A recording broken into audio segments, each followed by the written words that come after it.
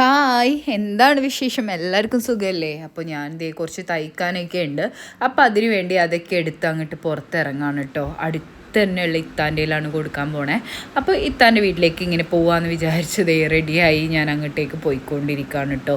അപ്പോഴേക്കും എനിക്കൊരു ഷോളും കൂടി വാങ്ങിക്കാനുണ്ടായിരുന്നു. അങ്ങനെ എടപ്പള്ളിയിലുള്ള നമ്മളെന്താ ആ ഷോപ്പിൻ്റെ പേര് ഞാൻ മറന്നുപോയി. അപ്പം ആ ഷോപ്പിൽ പോയി ഇതേ കുറച്ച് ക്ലോത്ത്സ് വാങ്ങിക്കാനുണ്ടായിരുന്നു. അങ്ങനെ ക്ലോത്ത് നോക്കി ലാസ്റ്റ് ക്ലോത്ത് നടപടിയാവില്ല എന്ന് മനസ്സിലായപ്പോഴേക്കും വേറൊരു തുണി ആവശ്യമുണ്ടായിരുന്നു ഷോളിൻ്റെ സൈഡിൽ വെക്കാനുള്ളത്.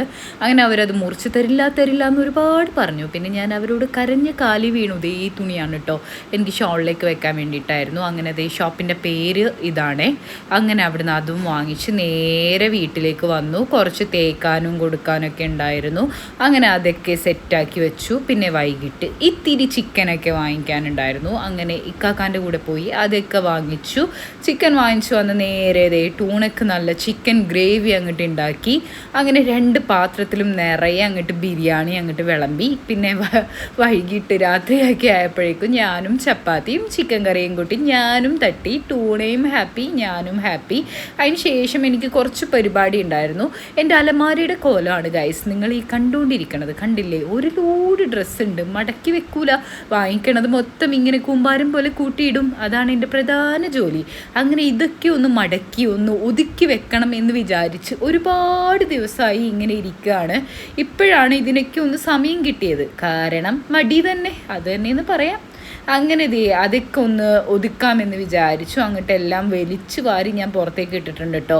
അതിന് ശേഷം ഞാൻ നേരെ ഒന്ന് പുറത്തേക്ക് ഇറങ്ങി. ഒരു നൈറ്റ് റൈഡ് ആവാമെന്ന് വിചാരിച്ചു. വീട്ടിൽ തന്നെ ഇരിക്കുമ്പോഴേക്കും ബോറടിയല്ലേ.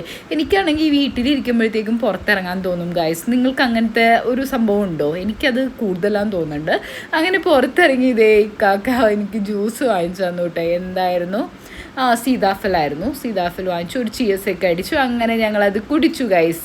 അപ്പോൾ ടൂണയ്ക്ക് ഡ്രൈ ബിസ്ക്കറ്റ്സ് വാങ്ങിക്കാനുണ്ടായിരുന്നു. അത് വാങ്ങിക്കാൻ പോയപ്പോൾ സമയത്താണ് ഈ ആളെ കണ്ടത്. എന്താ ഒരു സ്നേഹം എന്നറിയോ. നമ്മൾക്ക് വളർത്താൻ പറ്റുമായിരുന്നെങ്കിൽ ഞാൻ വാങ്ങിച്ചുകൊണ്ട് വന്നേനെ. വീട്ടിൽ കയറ്റില്ല എന്ന് മാത്രമേ ഉള്ളൂ വീട്ടുകാരെ. ആ ഒരു പ്രശ്നം മാത്രമേ ഉള്ളൂ. അങ്ങനെ താഴത്ത് ക്യാറ്റ്സും ഉണ്ട്. അങ്ങനെ അവരെയും കണ്ടു ഞങ്ങൾ പോന്നു. പിന്നെ ഞാൻ വീട്ടിലെത്തി കുറച്ച് മാസ്ക് ഒക്കെ ഇട്ട് ഒന്ന് സുന്ദരിയാവാമെന്ന് വിചാരിച്ചു. കൂട്ടുകാർ വിളിച്ചപ്പോൾ പറഞ്ഞു ഞാൻ ടാൻ അടിച്ചെന്ന്. പിന്നെ ഒന്നും നോക്കിയില്ല ഗൈസ്, പാക്ക് ഇട്ടു. അപ്പോൾ ഇഷ്ടപ്പെട്ടാൽ like and comment, subscribe. Okay, by.